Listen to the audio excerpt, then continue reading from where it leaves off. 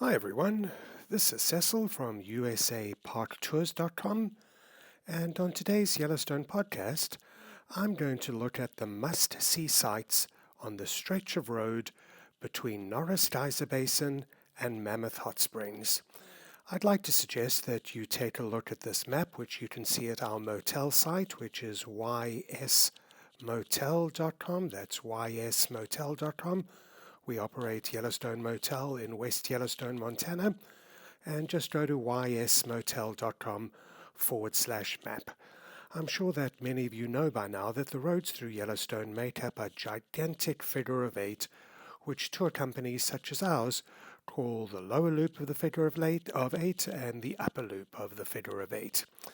Today we're going to be on the west side of the upper loop of the figure of eight, and we're going to be dealing with the stretch of road from Norris Geyser Basin to Mammoth Hot Springs.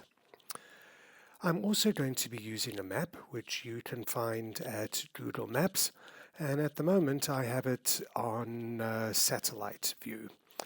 I'm going to zoom in now on Norris Geyser Basin, which will be our starting point, and you can see a lot more information on Norris Geyser Basin in our virtual Yellowstone tour channel, which you can see on YouTube, but I'll talk more about that later.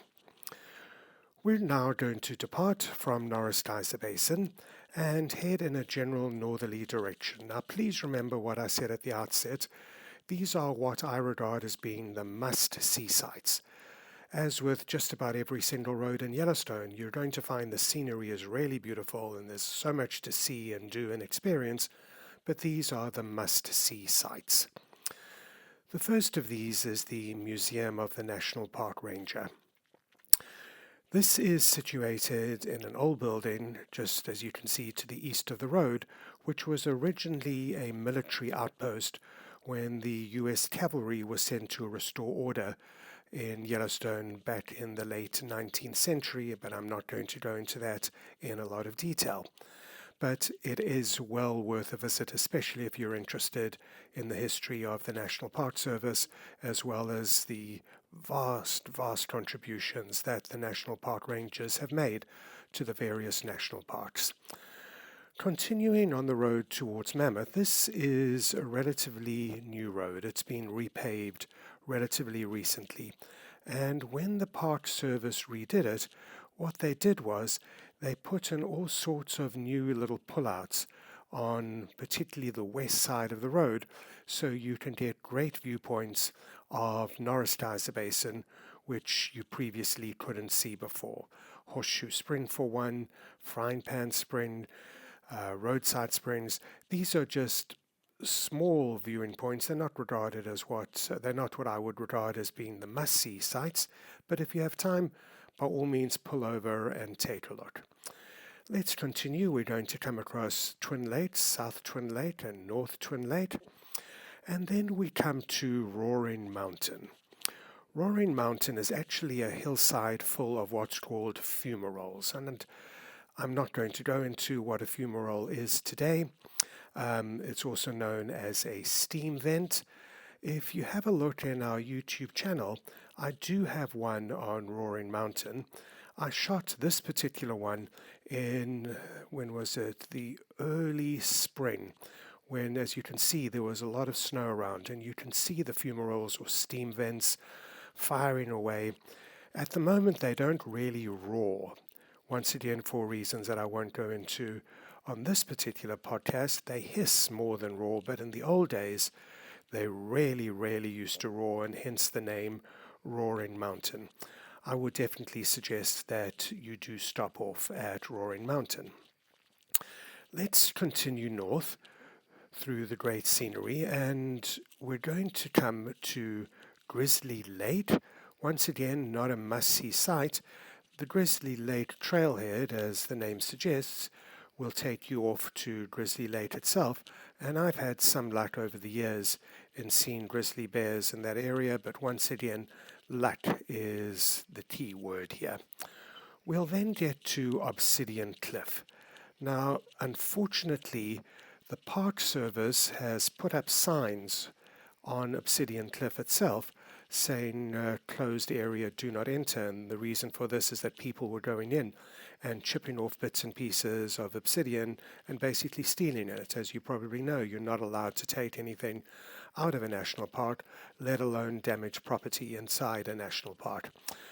But on the other side of the road, on the west side of the road, if we have a look over here, this has got quite a bit of historical significance. This was actually the first roadside exhibit in the entire national park system. So pull off the road, take a look, it'll tell you all about Obsidian Cliff and its history and how the early Native Americans used to use the obsidian from Obsidian Cliff. Why don't we carry on traveling north? This area here is really beautiful. It's swamp sort of country with forests in the background, which automatically means that it's great terrain for seeing moose, and somewhere along this stretch of road there is a moose exhibit, but unfortunately it's an exhibit to the moose which used to be in Yellowstone, but that is another story. Sheep Eater Cliff is one of those sites I can take or leave. If you have time, go take a look at it. It does have some historical significance, but it's not particularly stunning or beautiful. We then come to Swan Lake, and what I like about the Swan Lake area is you have a great view across the lake to all these mountains from the Gallatin Range off to the west, and there's also a board there which will tell you which mountain is which. Continuing north, we're now going to come to an area where if you're into hiking, there's some great trails. You've got the Bunsen Peak Trail, which goes all around Bunsen Peak itself and then makes its way down towards Mammoth Hot Springs. And then on the west side of the road, you've got some trails that go all the way out to US 191. Here's 191. You can see 191 just crosses into Yellowstone National Park. This is the road from West Yellowstone to Big Sky and then on to Bozeman. We operate Yellowstone Taxi, as my regular viewers will know, and we do get calls from people who want to be generally picked up just outside the park and then driven back all the way around into the park again, where they've left their vehicle somewhere in the Bunsen Peak area. Excuse me, somewhere in these parking lots, these little pullouts that service the Bunsen Peak area as well as trails heading to the west. We're then going to start dropping down into the Mammoth Hot Springs area. And let me see if I can zoom in a little bit, because I would like to show you a really pretty waterfall that is right at the top before you start dropping down.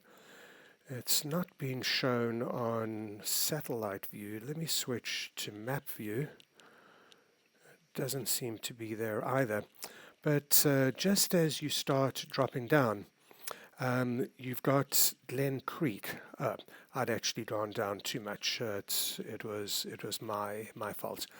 You've got Rustic Falls over here, which is formed by Glen Creek as it drops down. I've always called it the Glen Creek Waterfalls, but I suppose the proper name is Rustic Falls. There is a pullout where you can stop and take pictures of Rustic Falls. You can also take pictures of it from the Golden Gate Canyon pullout, which is something else that you should stop and take a look at.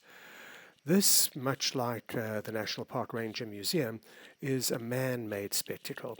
But in the early days of Yellowstone being established, when a road was first put through here, the engineers had to basically cut a road through this mountainside.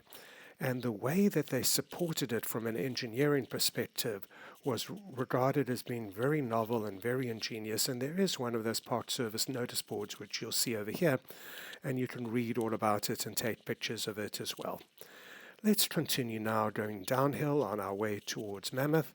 Our tour company, and I've mentioned to you before that we operate so many Yellowstone tours, which you can see at usaparktours.com/Yellowstone. We have had some luck in seeing bears as we come down this area on the west side of the road in these trees, particularly black bears, so keep your eyes open. We'll then approach Mammoth Hot Springs. Mammoth Hot Springs, amongst so many other elements, has got the upper terraces and the lower terraces. And there is a little drive-through that you can take through the upper terraces. You can either park outside or you can drive inside. Now, if you do drive inside, please be aware there are a few pullouts, but parking is very limited. And once you get in, the only way out, because this is a one-way road, is to drive all the way along the upper terrace loop road. We do have one of our so-called virtual Yellowstone tours on the upper terraces as well. Here I am walking along the upper terraces towards what's called Canary Spring, which is a really pretty hot spring. And it's really interesting to look here at the contrast between the dead terraces, those that are no longer alive, of course, and those that are still living. And if you look for this particular virtual Yellowstone tour, I'm not going to have this up for too long, but if you continue walking down that stretch of path over there, it'll take you down the terraces, and you can see what I mean by the differences between the old and the new terraces. I mentioned virtual Yellowstone tours. If you go to YouTube and search for Yellowstone tours, or just go to the one you're looking at the moment and click on Yellowstone tours, it will take you to our channel. Click on videos. You'll see that we really have Yellowstone covered in a very comprehensive fashion. We've got hundreds and hundreds of these virtual Yellowstone tours and Yellowstone podcasts. We've got all the most popular hikes. We've got podcasts on the animals. We've got podcasts on every single road in Yellowstone covered point to point, all the main geyser basins, and so much more. So please take a look at that. I'm going to zoom out a little bit. We'll leave the upper terraces behind us. We'll take the switchback, and we'll then come into Mammoth Hot Springs and historic Fort Yellowstone itself. That is where I'm going to stop this Yellowstone podcast. Before you disappear, please remember that we do operate Yellowstone Motel, which you can see at ysmotel.com. It's located in the small town of West Yellowstone, Montana. We're literally less than a mile from the west entrance to Yellowstone, which is Yellowstone's most popular entrance. And then if you're looking for a Yellowstone tour, please go to our site, usaparktours.com/Yellowstone. We operate literally more Yellowstone tours than anyone in the world. Just select your starting city. It'll show you all the various tours that we have from that city. You'll be surprised just how many options there are. Thank you so much for joining me on this Yellowstone podcast. I hope you make it to Yellowstone someday.